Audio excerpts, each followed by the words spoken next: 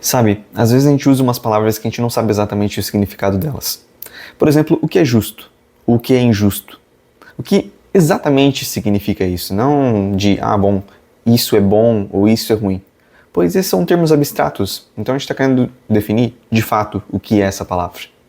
E isso, por mais que a gente use essas palavras comumente na nossa vida, não é uma tarefa fácil. Hoje a gente vai falar de uma definição que aconteceu há mais de 2000 anos atrás por Sócrates e Platão, no livro A República. E logo no início do livro, Sócrates ele está junto com alguns outros interlocutores, já que o livro ele funciona numa maneira de um diálogo, então são diversas pessoas conversando, e uma dessas pessoas é um sofista tracímico. Um sofista, para quem não sabe, era pessoas que eram contratadas na época ou que dialogavam para alguma causa, mas normalmente cobravam por isso. Então tu queria formar um argumento para alguma coisa, tu queria que alguém te defendesse em alguma coisa, e a pessoa ia formar uma argumentação, ia defender aquilo se tu pagasse para isso, mas não necessariamente fosse verdade. Ela poderia formar uma falsa lógica ou forçar uma argumentação para defender um ponto.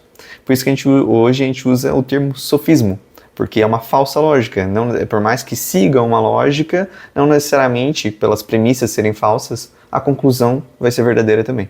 Então o que chama atenção, na verdade, é que Trasímaco ele estava numa praça e ele estava defendendo que a injustiça valia a pena. Que valia mais a pena ser injusto, porque tu poderia fazer uma injustiça e se tu não fosse pego, se ninguém te visse fazendo essa injustiça, valeria a pena. Então, para o indivíduo, vale a pena ser injusto. Só que Sócrates ele debate com isso, ele discorda, ele tenta entender melhor, começa a perguntar a definição de justiça, de algumas coisas, do que Trasímaco entende para isso, né, de como ele chegou nessa conclusão. Só que quando ele pergunta sobre a definição do que é justiça para Trasímaco já questiona Sócrates, tá, mas pelo menos vocês vão me pagar, vocês têm dinheiro para eu dar essa definição para vocês? O Sócrates ele bate então de uma maneira bem interessante, que ele responde, que havia de ser senão aquilo que convém ao ignorante, isto é, aprender com os que sabem. Essa é a pena que me considero digno. Então, ao longo de todo o livro, Sócrates ele sempre vai fazendo essa questão da dialética, sempre convidando a pessoa à argumentação. Ela pega um ponto da pessoa, coloca na sua argumentação, mostra se é válido, se não é válido, se é verdadeiro, se é falso, e vai levando a argumentação dessa forma, sempre nesse ritmo, a dialética socrática. Então, enquanto Trasímaco e Sócrates estavam discutindo, Sócrates ele acaba debatendo com Trasímaco, tentando contrapor ele, porque Trasímaco ele defendia que a injustiça primeiro, a justiça na verdade ela seria o interesse do mais forte. Então o mais forte faz valer a vontade dele. E depois ele troca para aquela questão de que a injustiça ela vale a pena quando tu não é pego, quando tu não é visto. Então se tu aplicou a injustiça e tu não sofreu nenhuma consequência, então ela é válida, ela vale a pena. Mas Sócrates ele rebate essa argumentação principalmente com que uma sociedade em si, ela não pode ser baseada na injustiça. Porque se essa for baseada na injustiça, logo ela está fadada à autodestruição. Isso vale tanto até para instituições, organizações criminosas ou de pessoas que são injustas. Porque até mesmo nessas, mesmo se tiver um grupo de ladrão e eles vão roubando todas as casas assim, ou roubando pessoas na rua, dentre esse grupo tem que ter algum nível de justiça, porque se eles roubam entre si, eles perdem a confiança de cada um e não conseguem mais trabalhar juntos. Então, mesmo se a gente estivesse pensando em pessoas que têm uma função injusta, algum nível de justiça tem que ter ali, senão vai levar para sua própria autodestruição. Além disso, Sócrates ele faz a argumentação que a injustiça desarmoniza a alma da pessoa, leva ela ao corrompimento dos seus valores e dos seus princípios e assim levando ela a uma vida miserável, que não tenha valor. Isso é muito comum durante toda a questão do livro da República. Sócrates ele vai voltando para essa questão da alma, do indivíduo, dos seus princípios, dos seus valores ao longo de todo o livro. Então essa questão de corromper a alma, corromper o seu ser, ela é muito importante para Sócrates. Eu trouxe essa história desse embate principalmente porque ele é o pontapé inicial de o que leva os estudantes de Sócrates e o próprio Sócrates a desenvolver a ideia do que é justiça. Então logo depois que Sócrates ele termina de discutir com Trasímaco, os seus estudantes, né, os seus seguidores de Sócrates, eles vão até ele e questionam ele, tá, Sócrates, Tu falou aí que justiça é bom, né? É uma coisa legal, é uma coisa boa, mas eu não me convenci muito com essa história não, tá? Eu não quero ser justo porque me dá uma boa reputação, ou porque é uma coisa boa pra gente. Eu quero saber, vale a pena ser justo? Ser justo é bom? E aí eles continuam a argumentação. Isso demonstra como Platão, na verdade, ele enxerga a filosofia como uma questão de curiosidade, né? Porque por mais que o personagem seja Sócrates, quem escreve os livros é Platão. E ele vai mostrando ao longo de todo o desenvolvimento dos argumentos de justiça e de outras questões que são abordadas dentro do livro, como surge muito da curiosidade dos alunos. Então eles falam, ok, tu deu essa definição, tu mostrou alguns pontos, que a justiça vale a pena, mas Sócrates, o que é justiça? Define aí pra gente. Então essa questão ela é muito importante e essa curiosidade é um espírito filosófico de acordo com Platão. Então inicialmente Sócrates ele tenta até definir justiça para um indivíduo, para cada pessoa. O que seria justiça para mim, para ti, como é que a gente já pode aplicar isso na nossa vida. Mas ele começa a perceber que isso é demasiado complicado, realmente difícil de fazer. Então ele começa a refletir e começa a pensar, ok, cidades podem ser justas, podem não ser justas, coisas maiores, né? Um governo pode ser justo ou não pode ser justo. E as pessoas, os seus seguidores, eles dizem, realmente essas coisas também podem ser justos ou podem ser injustos. Então, beleza, vamos fazer o seguinte. Se a gente pensar no indivíduo, há diversas questões que são pequenas, propriamente individuais de cada um, que podem acabar dificultando a nossa argumentação. Então, o que vamos fazer?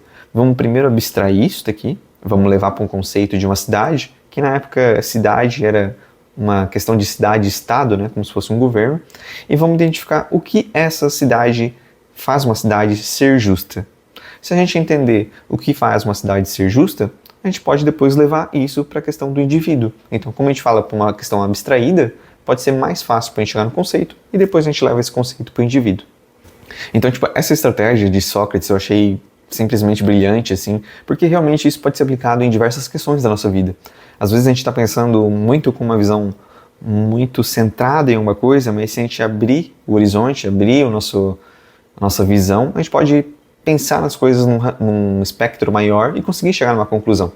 Então Sócrates, assim, ok, a gente não consegue entender para o indivíduo, então vamos pensar numa cidade, vamos pensar quais são os valores, as principais características, quais são as principais questões que fazem ser uma cidade bem-sucedida, e também a gente pode pensar também nas próprias pessoas que constituem essa cidade. Então, os mercantis, quem faz o comércio, os guardiões, quem ensina nessa cidade, e qualquer outra função que tem ali dentro.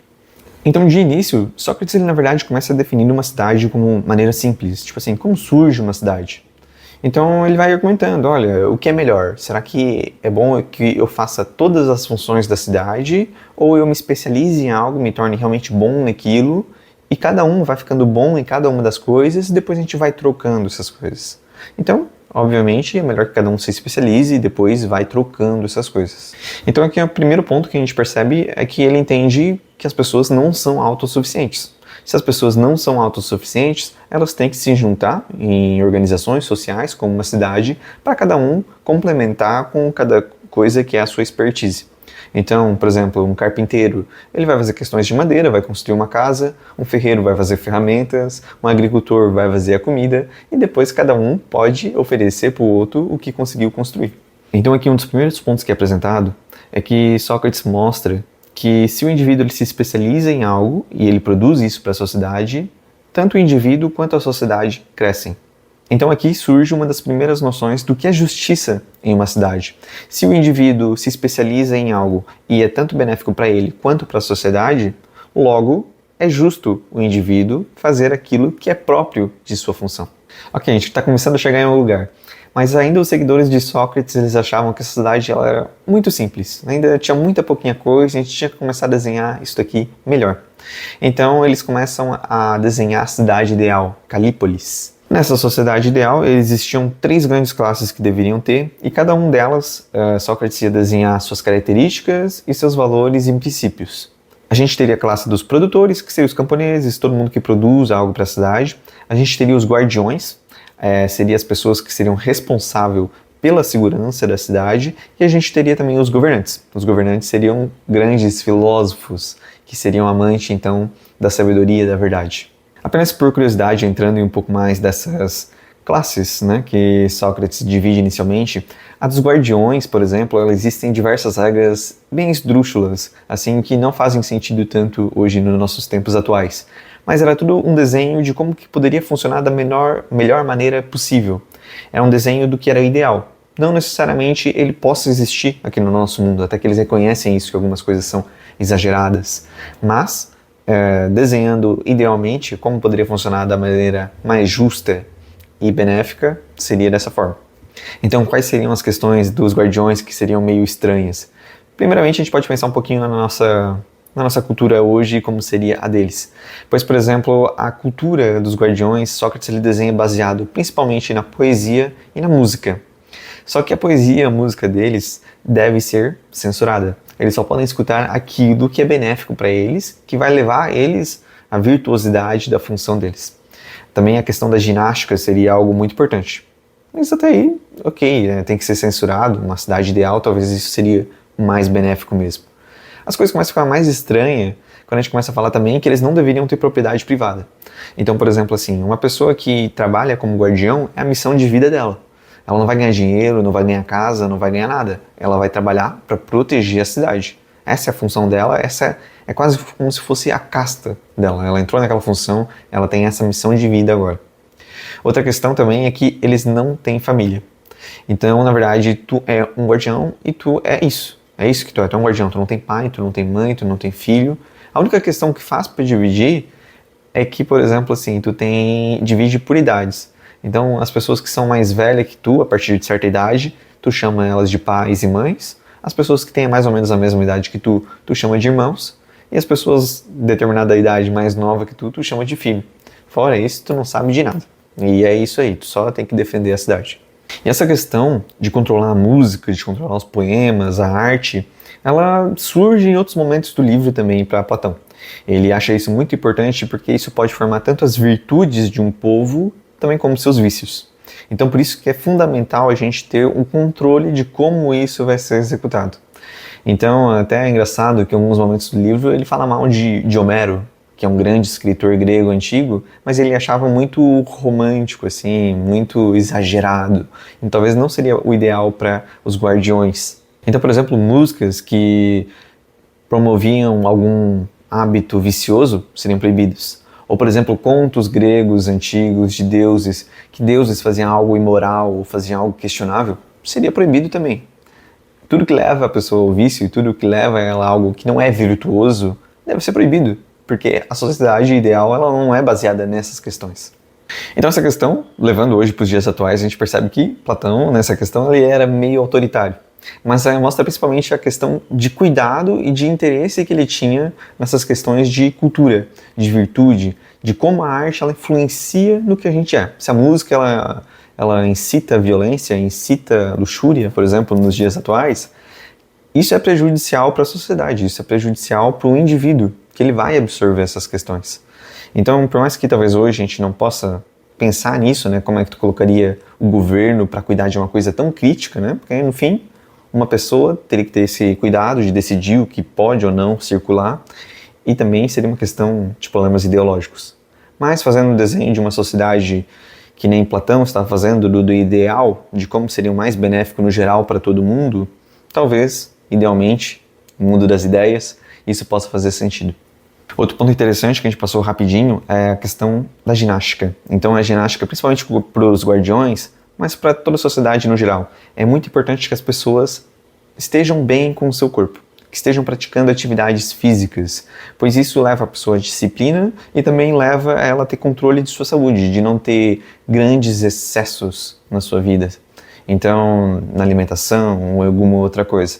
Então, essa questão da disciplina, essa questão do corpo, essa questão da funcionalidade, ela é muito importante para Platão.